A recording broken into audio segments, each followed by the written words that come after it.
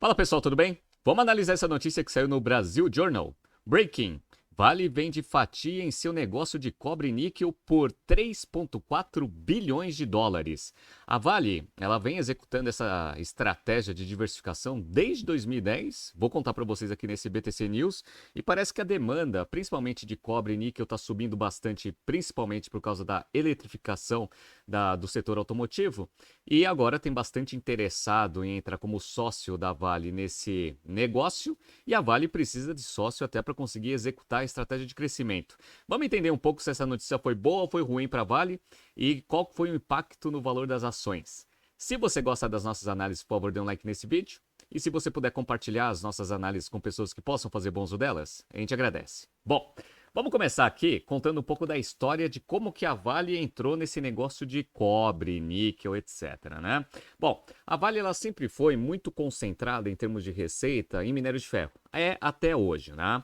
No entanto, um CEO que ficou de 2002 até 2011, se eu não me engano, Roger Anielli, considerado um dos melhores CEOs que a Vale já teve. Infelizmente ele faleceu, né, de um acidente de avião, mas ele entendia que a Vale não podia ficar com a sua receita extremamente concentrada no minério de ferro, apesar da alta demanda desse mineral ali por causa da China.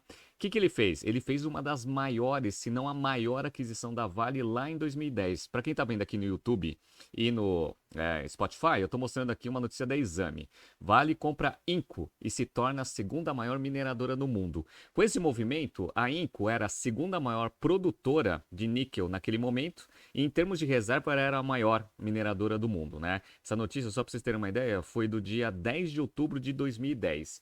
E aí a Vale, ela agora, assim como né, está sendo mencionado na notícia, se tornou uma das maiores mineradoras dado a sua diversificação, não só concentração em minério de ferro, mas também em metais básicos. Perfeito. E aí o que aconteceu? Como houve uma demanda muito forte de minério de ferro, a Vale ela nunca teve foco estratégico em tentar aumentar gradativamente a participação desses outros minérios, apesar da aquisição dentro do seu portfólio, dado que todos os investimentos tinham muito mais rentabilidade se fossem direcionados para minério de ferro. E fez a Vale virar esse monstro que a gente conhece. No entanto, uma coisa aconteceu ali em 2022, 2021, 2022. O quê? A Tesla, ela começou a crescer muito e o mercado começou a entender que carros elétricos seriam né, a nova tendência do setor automotivo e, por consequência, isso daí ia trazer todo um movimento de eletrificação das outras montadoras, não só a Tesla. E aí o que aconteceu? A Vale começou a ver que isso tinha muito valor. Então, a notícia do dia 6 de maio de 2022, Vale fecha acordo com Tesla, de Elon Musk, para fornecimento de níquel. Por quê? Carro elétrico. Então, o níquel é um dos minérios que vai ali né, ser extremamente demandado com esse processo de eletrificação. A Vale já conseguiu fechar um belo de um acordo com a Tesla. E aí o que aconteceu? A Vale ela percebeu que essa estratégia para metais básicos, principalmente para essa transformação energética que o mercado vai passar agora, exigia um movimento estrutural na companhia que facilitaria a entrada de novos sócios para esse negócio especificamente. Então, ela anunciou lá no dia 29 de setembro de 22, ou seja, alguns meses depois que ela fechou o acordo com a Tesla, Vale informa reorganização de níquel e cobre no Brasil. E aí eles separaram esses ativos numa empresa, né? Para quê? Para na hora que você consegue fazer a separação desses ativos em uma empresa separada, fica muito mais fácil de você chamar investidores interessados em metais básicos para fazer a transição energética, ou seja, níquel e cobre. Quando você ficava com essas operações dentro da Vale, se você quisesse investir especificamente em cobre e níquel, você não podia. Você ia colocar dinheiro na Vale, mas a Vale tem uma concentração muito grande ali da sua receita em minério de ferro. E às vezes alguns investidores não teriam tanto interesse assim. Depois que eles reorganizaram isso, eles continuaram fechando acordos com outros montadores. Então, ó, no dia 17 de novembro de 2022, Vale assina contrato com GM para fornecimento de níquel, usado em baterias de veículos elétricos. Então, a Vale está nessa estratégia de ganhar bastante contratos das grandes montadoras para conseguir aumentar a demanda e, por consequência, né, incentivar o investimento no aumento da oferta. Tá? Qual que é o problema? O problema é que quando você pensa em financials, se você tem dinheiro do acionista para você investir em minério de ferro, que dá uma rentabilidade absurda, ou eventualmente você investir em níquel, e cobre, que são coisas que vão dar muita rentabilidade, mas lá no futuro, sempre fica aquela questão do curto prazo com longo prazo. Então, o que aconteceu? A Vale ela decidiu o seguinte, ela falou, olha, é mais fácil a gente captar dinheiro com investidores que têm interesse em ter participação nessa nova empresa de metais básicos para você eventualmente preservar os investimentos em minério de ferro e ter uma estratégia diferente ali para metais básicos. E daí que veio, né, essa notícia que eu falei para vocês. Então vamos entrar na notícia que foi anunciada ali na quinta-feira à noite e foi explicada na sexta-feira sobre esse investimento de 3,4 bilhões na unidade de metais básicos. Vamos lá. A Vale acaba de vender uma participação de 13% em seu negócio de base metals, numa transação que avalia subsidiar em 26 bilhões de dólares e a um múltiplo substancialmente maior que o da mineradora. Múltiplos maiores, perspectiva de crescimento maior. A maior parte do investimento foi feito pela Manara, uma JV entre o PIF, o Fundo Soberano da Arábia Saudita, e a Ma'aden, a empresa de mineração do reino. Essa JV está colocando 2,6 bilhões de dólares e ficando com 10% do capital. Então, uma parte substancial veio dessa joint venture ali da Arábia Saudita. E o restante? Vamos lá. O restante está vindo da Engie Number One, a gestora ativista americana controlada por Chris James, que recentemente engajou numa agenda pró-ESG dentro da Exxon. A Engie ficou com 3% da Vale Base Metals, como a empresa ficou batizada, a empresa que a Vale fez a separação dos ativos, né? Interessante, então vendeu 13% num valuation de 26%.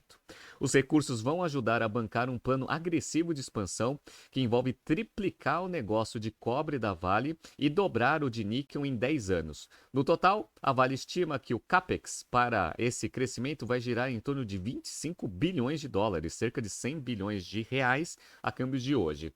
A Vale Base Metals opera num mercado que ficou mais sexy nos últimos anos com o processo de eletrificação da economia.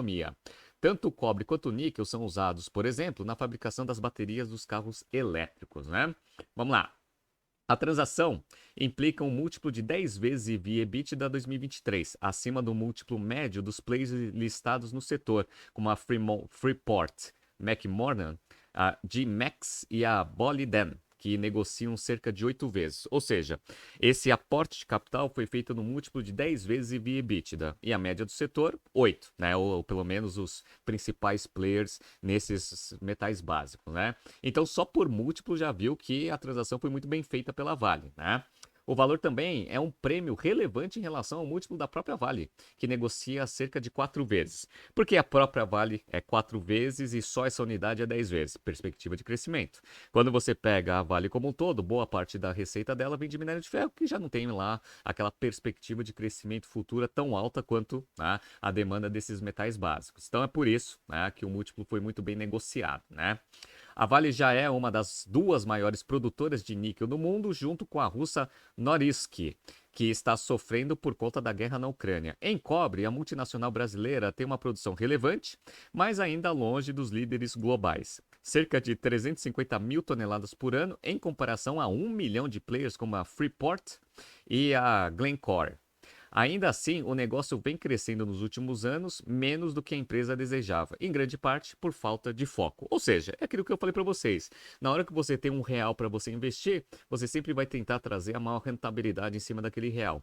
Como o minério de ferro é o negócio principal da Vale e eventualmente tem a maior rentabilidade, aí a Vale ela sempre faz, né, o foco ali no minério de ferro, sempre deixa esse base metals para depois. Agora que você separa isso numa unidade específica e traz novos sócios, aí a própria estratégia do negócio já começa a ser focada, obviamente, com esses novos sócios entrando na companhia, né?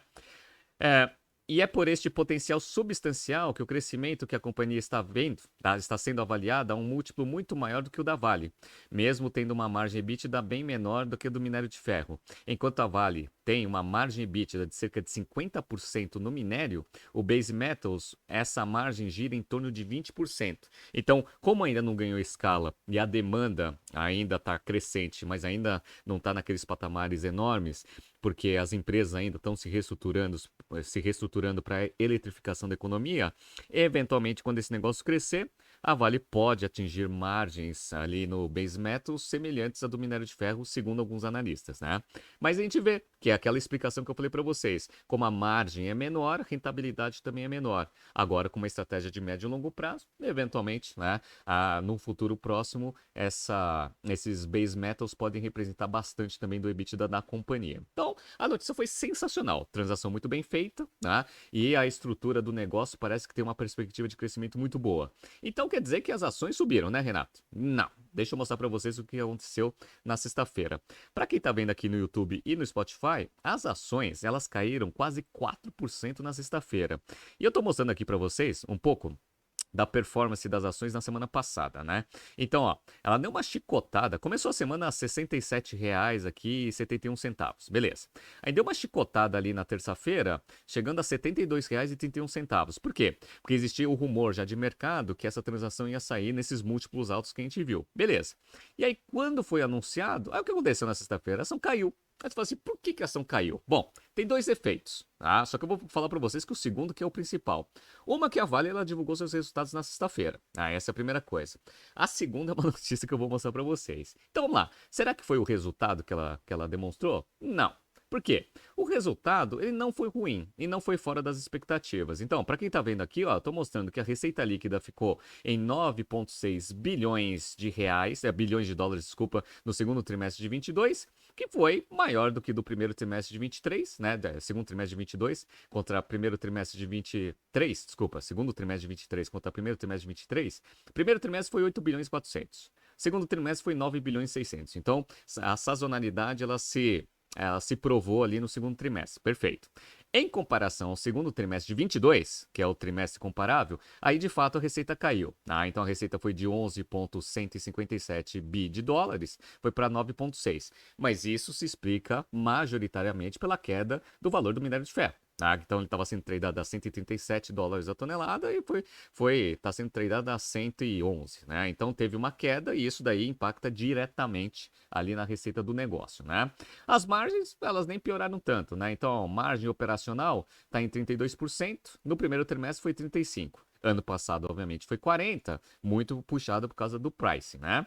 Margem EBITDA, ela também não caiu tanto, ó. Foi 42% no primeiro trimestre, 40% no segundo e 47% também por causa do maior valor do minério de ferro no ano passado. Então, isso daqui, o mercado já estava esperando, tá? Já estava esperando. Renato, mas eu vi também que o lucro líquido caiu bastante, mas ali foi ajuste contábil, tá? Para o imposto diferido. Então, não tem efeito caixa, então aquele negócio foi um ajuste contábil. Em termos operacionais, a Vale ela foi direitinho conforme o primeiro trimestre. Então, o resultado em si do segundo trimestre não foi ruim, tá? Então, ele não explica essa queda abrupta no valor das ações na sexta-feira. Então, o que explica, Renato? Eu vou mostrar para vocês o que aconteceu na sexta-feira, pessoal. Olha a notícia aqui, ó. Manteiga, presidente da Vale, 5 pontos que mostram como esse evento segue improvável, apesar de novos rumores. O que aconteceu? No final da quinta-feira e no início da sexta-feira, surgiu um rumor que o governo estava querendo colocar o Guido Mantega como presidente da Vale. E estava conversando com todos os acionistas principais para ver se conseguiam emplacar o nome do Guido Mantega como presidente da Vale. Bom, e essa notícia é ruim por quê? Bom, eu não sei se vocês lembram, né? Mas o Guido Mantega foi o ministro da Fazenda na maior crise econômica que o Brasil passou, que foi ali 2014 e 2015, né?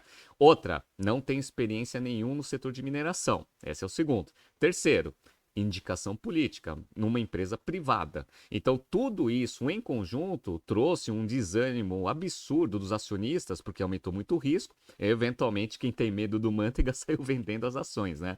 Então, é improvável isso acontecer? É improvável, mas não é impossível.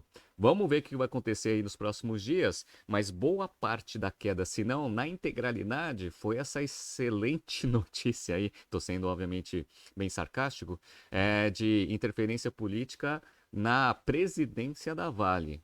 Então, notícia bem ruim, mas se não se concretizar, eventualmente esse rumor pode fugir. E aí, a boa notícia dos investimentos na parte de base metal e toda a estratégia de crescimento desse negócio pode prevalecer. E isso pode ter um reflexo nas ações. Vamos acompanhar aí o comportamento essa semana.